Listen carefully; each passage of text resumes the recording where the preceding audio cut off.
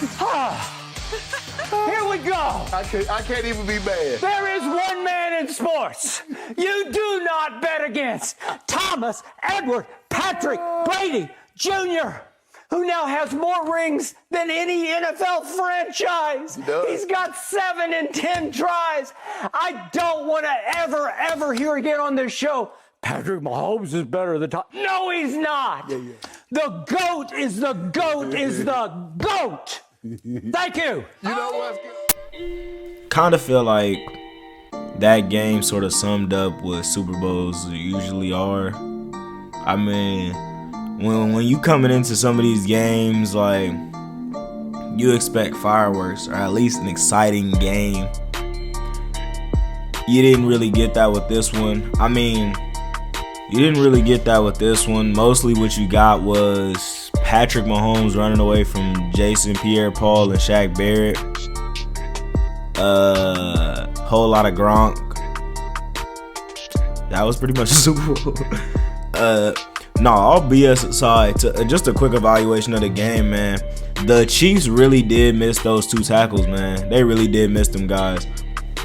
The running game did okay. You know, they couldn't really lean on them because they didn't really get that much work done early. So they were sort of they were at that deficit. So it's only so much you could do, you know. Tom Brady played excellent, and even though the yards weren't crazy and all 3 touchdowns came to, like, Gronk scored 2, Antonio Brown scored 1. By the way, Antonio Brown is my favorite receiver all time. So that was pretty good watching bro be able to get in there, score, because people didn't really know if he was going to play or not. I picked the Bucs to win the Super Bowl, but it's ironic because I didn't even think that the Bucs would win a playoff game at the start of the season. So, I mean, I'm talking about even before the Saints game. Like, I thought honestly didn't think their O-line was going to be as good as I didn't think Tristan Wirfs, mostly, not just the O-line. Because they low-key had the same O-line from last year, and it wasn't that insane. But I didn't think Tristan Wirfs really was going to make that big and that immediate of an impact. The dude is definitely a hooper. The Chiefs defense, man. Now, you know, all right, I don't want to spend too much time evaluating the game. I feel like it's bigger picture stuff to tackle.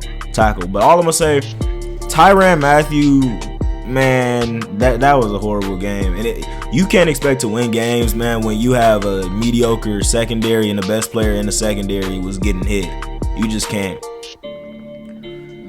So, I mean, Tyrann Mathieu had a bad game. Obviously, the rest of the DBs had a bad game. They were getting all type of penalties called against them. I don't really want to say the refs won the Bucs the game, because that'd be a discredit to the Buccaneers.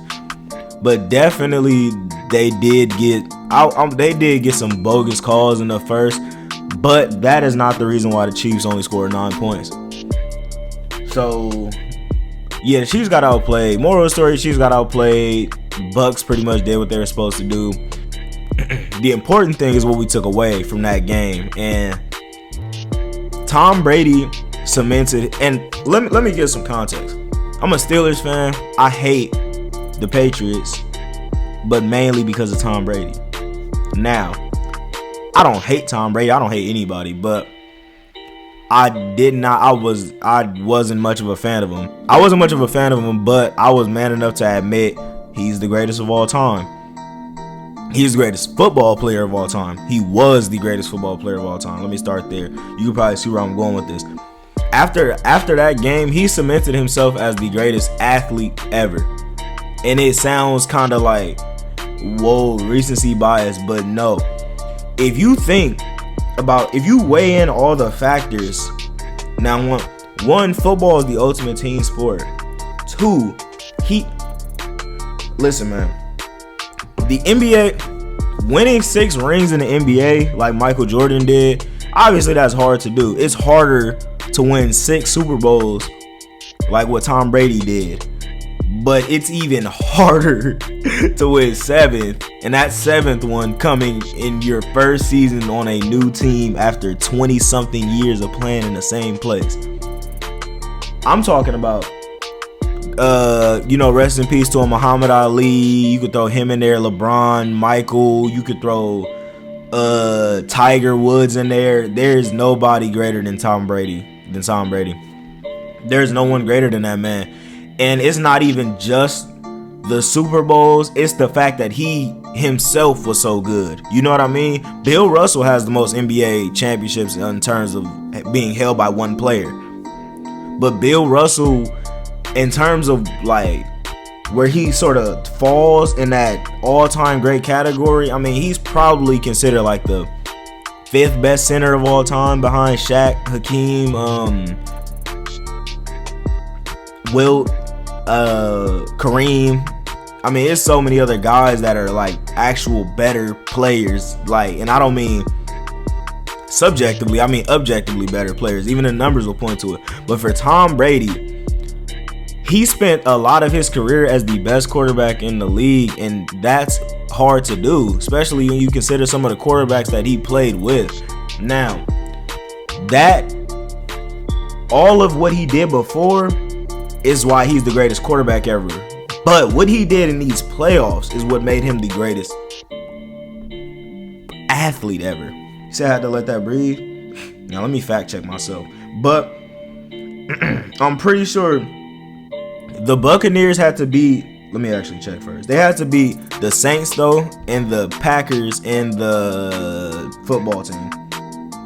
Yeah, so I mean, Big Ben, my favorite, I mean, not my favorite quarterback ever, but my team's quarterback. I think the best quarterback he's played, the best quarterback he's beaten in the playoffs was maybe Kurt Warner.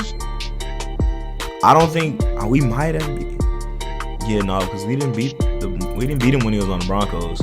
It might have been Kurt Warner. I mean, I'm not gonna go down the list of guys, but there is no ring resume like Tom Brady's, and that's the problem, man. He beat Drew Brees, Aaron Rodgers, and Patrick Mahomes all in the same postseason. That's pretty special, man. And I don't want to just give all the credit to Brady.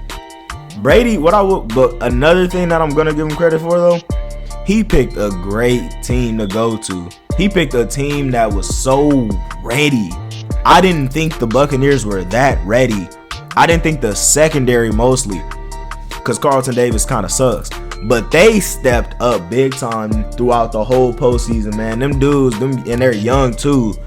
They're going to be around for a while. The Buccaneers are going to be around for a while. I think the best part about this is that Tom Brady low-key sort of rewrote the Buccaneers narrative to the point to where it's like moving on in the future. I mean, moving forward, say Brady retires and after next season, because he's probably going to come back. I would retire, by the way, if I was him. Actually, no, I wouldn't, because I mean, you got a Super Bowl ready team and you feel good. Come back and try to win 8. But yeah, man, like whenever Brady retires, they're still gonna have Devin White, still gonna have Shaq Barrett, still gonna have Winfield, still gonna have Jamel Dean, still gonna have Leonard Fournette, maybe, still gonna have Mike Evans, maybe Chris Godwin, still gonna have you know what I mean? Like, they're still gonna have a talent, and they're still gonna have that O-line.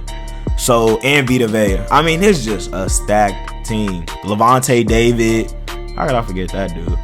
It's just a stacked team, and it's not just stacked to where it's like, oh, they just got the best players ever. No, but they're athletes. Like, all those guys are really athletic, man. When they get a chance to play downhill, they're probably the best defense in the league in terms of just, it's between them and I think the Steelers. The last little major talking point pretty much was if Patrick Mahomes would be able to catch Brady. I've seen a couple shows talking about that. No, he can't. I mean, honestly, it's not even that he lost to him. It's that Tom Brady set the standards cartoonishly high. I think when these shows talk about it, the people who think yes, they say, oh, if he wins 5 Super Bowls, no. Tom Brady has 7 out of 10 appearances. Like, nah, bro, you gotta match that a little bit. You feel what I'm saying? And so, taking that into consideration, he has 7. He has 7 now. 7's obviously more than any other team in the league, which is just insane. That was my main like thing that made me like say, all right, yeah, he's the greatest athlete ever. When Tom Brady himself holds the record for most Super Bowls won, that's ridiculous, man. No sport has anything equivalent to that. And then what I will say though, in football, because the record for most Super Bowl wins was so low, it was only 6 by the Steelers, and eventually the Patriots caught up because of Tom Brady. But I will say it is kind of low, like, but 7 is still a lot. Michael Jordan won 6 NBA championships, and I mean, you know, it's not uncommon for a guy to win a handful of I'm not gonna say it. A lot of the top 10 all-time NBA players, Tim Duncan, Magic Johnson, Michael Jordan, LeBron James, Kobe Bryant, Shaq, I just start naming them all. But now all them dudes, they got a handful of rings anyways. Not like a handful literally, but I mean like 2, 3, 4, you know what I'm saying, 5. They have them in multiples, whereas you look at the top 10 quarterbacks in NFL history, no other quarterback has more than 3 besides Joe Montana. Drew Brees has 1, Aaron Rodgers has 1, Peyton Manning has 2, John Elway, I think John Elway has 3. I could be wrong, but I think John Elway might have 3.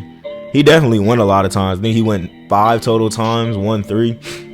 Dan Marino has none. Brett Favre has 1 or 2. I think 1.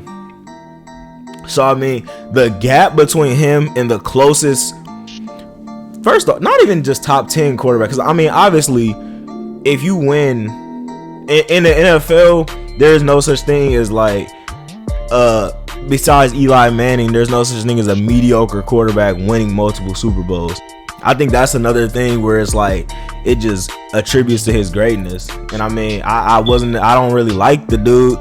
I mean, he kisses his son on the mouth, but shit, something in that saliva, I guess, because his dad be kissing him in the mouth, and I guess that's how you make your son the champion. I will not be doing that, but